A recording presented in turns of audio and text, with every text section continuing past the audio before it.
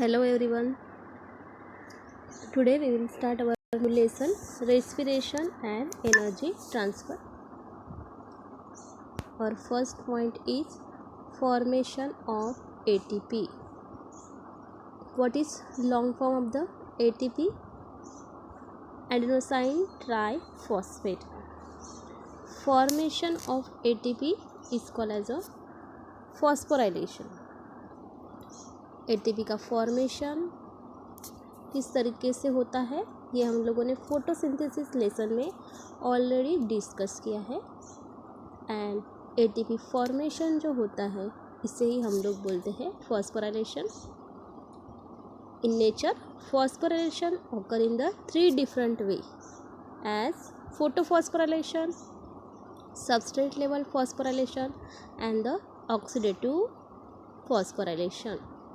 Phosphorylation 3 types से होता है। फर्स्ट होता है फोटोफॉस्फोराइलेशन, सेकेंड होता है substrate level phosphorylation and next होता है ऑक्सीडेटिव फॉस्फोराइलेशन। हम लोगों ने फोटोसिंथेसिस लेसन में फॉस्फोराइलेशन क्या है ये स्टडी किया already. Substrate level phosphorylation is a direct phosphorylation of the ATP by transfer of phosphate group from any suitable substance. ये जो सबस्ट्रेट लेवल फॉस्फोराइलेशन है इसे हम लोग बोलेंगे direct phosphorylation of the ADP, adenosine diphosphate, by transfer of the phosphate group. यहाँ पे phosphate group transfer हो रहा है from any suitable substrate. Any suitable substrate से ये जो फॉस्फेट ग्रुप है ये ट्रांसफ़र हो रहा है, इसे हम लोग बोलेंगे substrate level phosphorylation and the oxidative phosphorylation. It occur in the cytoplasm of the cell. ये फॉस्फोराइलेशन कहाँ पे हो रहा है? It occurs in the cytoplasm of the cell and matrix of the mitochondria. Mitochondrial matrix में ये substrate level of the phosphorylation occur होता है। Oxidative phosphorylation is a phosphorylation of the ADP at the cost of the energy released during the oxidation of the substance like NADH and the FADH2, and this occur into the mitochondrial membrane only। तो हम लोगों ने देखा है कि ये phosphorylation है ये generally substrate level phosphorylation cytoplasm में होता है, सेल के साइटोप्लाज्म में, एंड माइटोकॉन्ड्रियल मैट्रिक्स में होता है। नाउ ऑक्सीडेटिव फॉस्फोराइलेशन ये क्या है? It is phosphorylation of the ADP, adenosine diphosphate, is the phosphorylation of the ADP at the cost of the energy release during the oxidation of the substance like the NADH, H and the FADH2, and this occur into the inner mitochondrial membrane only। और ये कहाँ पे occur होता है?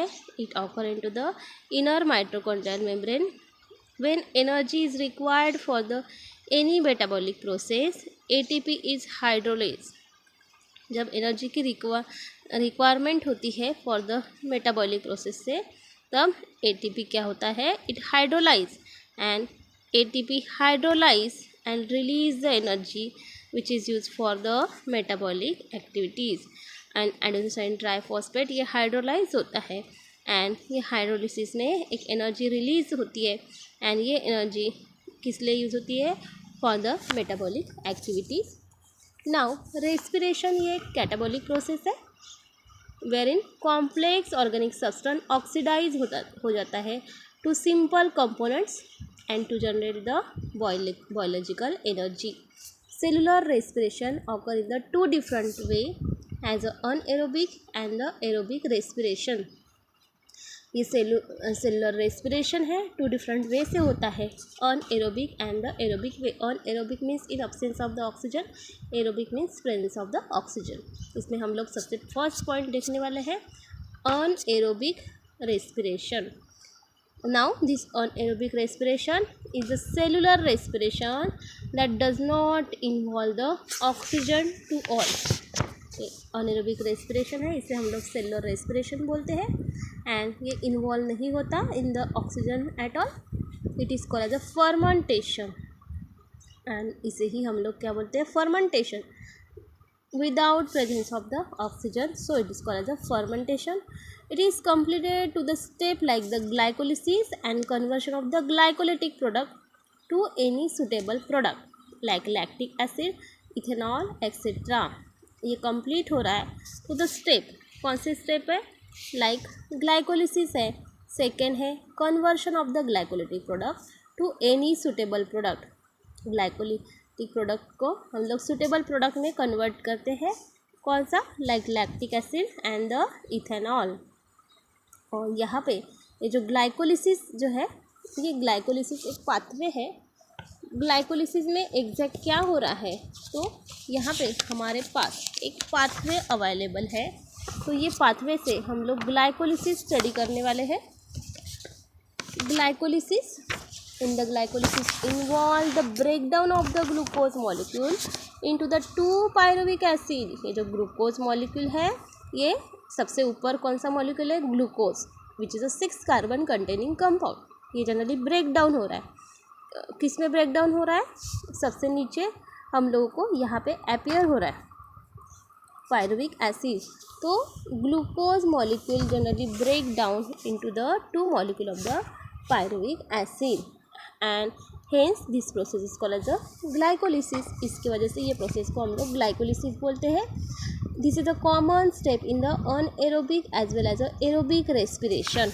ये glucose का break down हो रहा है, ये दोनों भी aerobic as well as anaerobic respiration में एक कॉमन फिनोमिना है।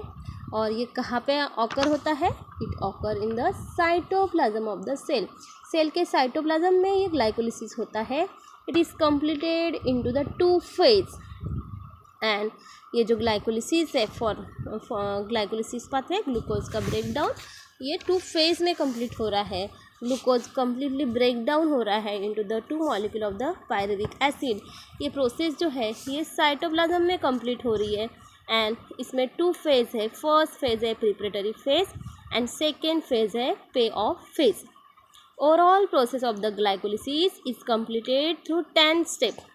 यहाँ पे ये जो ग्लाइकोलिसिस की जो प्रोसेस है हम लोग को 10 स्टेप में कंप्लीट होते हुए दिख रही है। तो यहाँ पे देखिए फर्स्ट स्टेप दिख रही है, यहाँ पे हम लोग को फर्स्ट स्टेप अपीयर हो रही है, या second step, third step, fourth step, fifth, 6, 1, 7, 8, 9 and 10, total 10 step में ग्लाइकोलिसिस ऑकर होता है। Now, first 5 step constitute the preparatory phase through which glucose is phosphorylated twice at the cost of the ATP molecule and the molecule of the fructose 1,6-biphosphate is formed। Process में क्या हो रहा है, जो first 5 step है it is considered the preparatory phase. ये first 5 step preparatory phase बोलेंगे। इसमें ग्लूकोज फॉस्फोराइलेटेड हो रहा है ट्वाइस, ग्लूकोज 2 टाइम फॉस्फोराइलेट होता है at the cost of the 2 ATP molecule. इसमें लोग बोल सकते हैं कि 2 ATP मॉलिक्यूल इसमें यूज हो रहे हैं and 1 molecule of the fructose one six diphosphate form होता है। यहाँ पे देखिए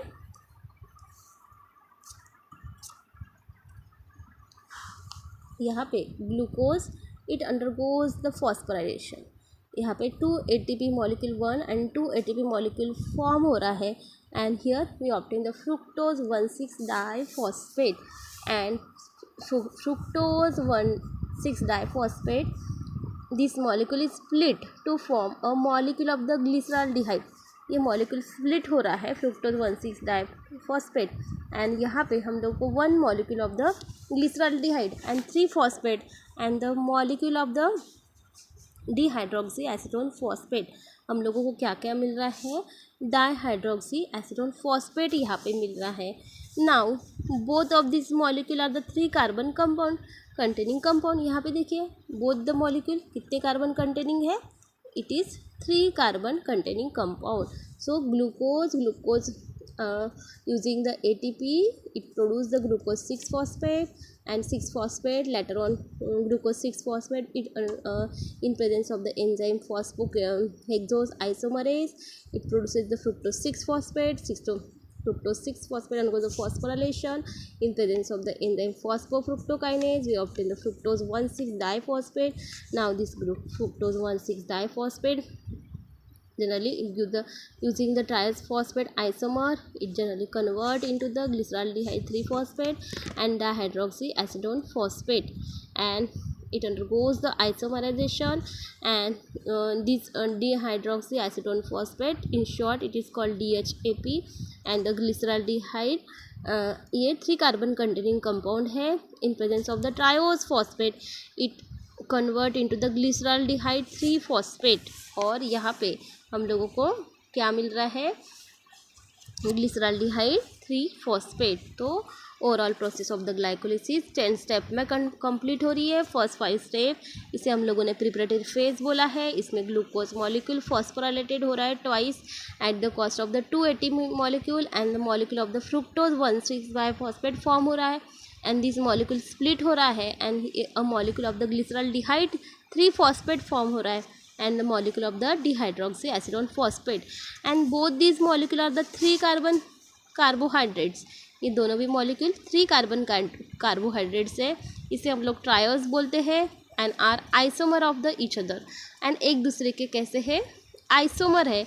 dihydroxyacetone phosphate is isomerized to the second molecule of the glyceraldehyde 3-phosphate.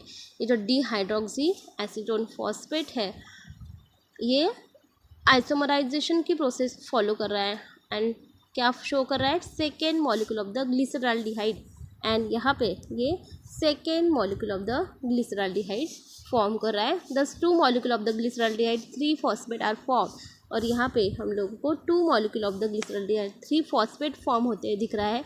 Hence first phase that is a preparatory phase of the glycolysis and यहाँ पे glyceraldehyde 3-phosphate form होने के साथ हमारी जो फेज़ है, फर्स्ट फेज़ थी प्रिपरेटरी फेज, ये कंप्लीट हो रही है. सेकेंड जो हमारी फेज़ है, that phase in the payoff phase, both molecule of the glyceraldehyde 3-phosphate are converted to the 2 molecule of the 1,3-biphosphoglycerate. ये जो 2 molecule of the glyceraldehyde 3-phosphate है, ये जनरली कन्वर्ट हो रहा है, it is convert into the 2 molecule of the 1,3-biphosphoglycerate by the oxidation and the phosphorylation. And यही process को हम लोग क्या बोलेंगे, oxidation and the phosphorylation. Here phosphorylation is brought about with the help of the inorganic phosphate. ये जो phosphorylation process है ये किसके हेल्प से हो रहा है, in presence of the inorganic phosphate and not the ATP. ATP के प्रेजेंस में ये phosphorylation complete नहीं हो रहा है, and both the molecules of the 3-biphosphoglycerate are converted into the 2 molecule of the pyruvic acid. ये जो 1,3-biphosphoglycerate ये कन्वर्ट हो रहे हैं into the 2 molecule of the pyruvic acid. ये 2 molecule of the pyruvic acid में कन्वर्ट हो रहे हैं, and through series of the reaction accompanied with the release of the energy, and this energy is used to produce the ATP. और जो भी energy release हो रही है वो यूटिलाइज हो रही है for the production of the ATP. देखिए यहाँ पर 1,3-diphosphoglycerate in presence of the magnesium dipositive, and यहाँ पे ATP मॉलिक्यूल का फॉर्मेशन हो रहा है. नाउ 2 ATP फॉर्म हो रहा है फ्रॉम द ADP, एंड यहाँ पे 1,3-diphosphoglycerate कन्वर्ट हो रहा है 3-phosphoglycerate में, which is 3 carbon containing 2 molecule. Now 3-phosphoglycerate convert into the 2-phosphoglycerate in presence of the phosphoglycerate mutase, and 2-phosphoglycerate get converted into the 2-phosphoenol pyruvate, which is 3 carbon containing compound, and 2 molecule of the 3 carbon containing compound, and now 2-phosphoenol pyruvate is converted into the pyruvic acid. तो यहाँ पे ये जो ATP ये जो energy है वो ATP molecule produce होने में हेल्प कर रही है इन मसल्स. जो मसल्स होते हैं NADH एंड H प्रोड्यूस होते हैं ड्यूरिंग द ग्लाइकोलिसिस. जो मसल्स होते हैं इन मसल्स में जो NADH प्रोड्यूस हो रहा है ड्यूरिंग द ग्लाइकोलिसिस, या रीऑक्सीडाइज हो रहा है to the NAD by the donating 1 proton and the 2 electron to the pyruvic acid which is the lactic acid. क्या कर रहा है ये रीऑक्सीडाइज हो रहा है NADH किस में, टू द NAD में, एंड क्या कर रहा है, कैसे हो रहा है इसका conversion, NADH to the NAD, 1 proton donate कर रहा है and 2 electron to the pyruvic acid, and later on हम लोग को लैक्टिक एसिड मिल रहा है. Skeleton muscles usually derive their energy by the anaerobic respiration. ये जो स्केलेटन मसल्स है अपनी जो एनर्जी है वो अनएरोबिक रेस्पिरेशन से कंप्लीट करते हैं. And vigorous exercise lactic acid accumulate leading to the muscle fatigue, and during the rest however the lactic acid is reconverted to the pyruvic acid. और जब रेस्ट पोजीशन में होती है तब लैक्टिक एसिड कन्वर्ट हो रहा है into the pyruvic acid and channel back into the aerobic respiration pathway. In yeast the pyruvate is a decarboxylated to the acetaldehyde. Yeast में ये पायरुवेट क्या कर रहा है, it is decarboxylate, it undergoes the decarboxylation process to the acetaldehyde, and क्या produce कर रहा है, acetaldehyde. The acetaldehyde then reduce by the NADH. Acetaldehyde reduce हो रहा है by the NADH to the ethanol में, and carbon dioxide is also produce in this process. ये process में कार्बन डाइऑक्साइड फॉर्म हो रहे हैं, and this type of the anaerobic respiration is term as a alcoholic fermentation. ये anaerobic respiration को हम लोग अल्कोहलिक फर्मेंटेशन बोलते हैं. And accumulation of the ethanol by the fermentation in the culture of the yeast may stop further multiplication and lead to the death of the cell. अगर ethanol, particular accumulation of the ethanol by the fermentation process in the culture of the yeast में stop the further multiplication and later on क्या होता है, ethanol ज़्यादा accumulate हो गया तो cell की डेथ हो जाती है. In presence of the oxygen, yeast can respire aerobically. अगर ऑक्सीजन अवेलेबल है तो ईस्ट अनएरोबिकली रेस्पायर हो सकता है. तो इस तरीके से का हमारा जो ग्लाइकोलिसिस पाथवे है, ये ग्लाइकोलिसिस पाथवे यहाँ पे फिनिश हो रहा है. नाउ हम लोग नेक्स्ट क्लास में एरोबिक रेस्पिरेशन स्टडी करेंगे. अभी हम लोगों ने अनएरोबिक रेस्पिरेशन देखा है. Thank you everyone.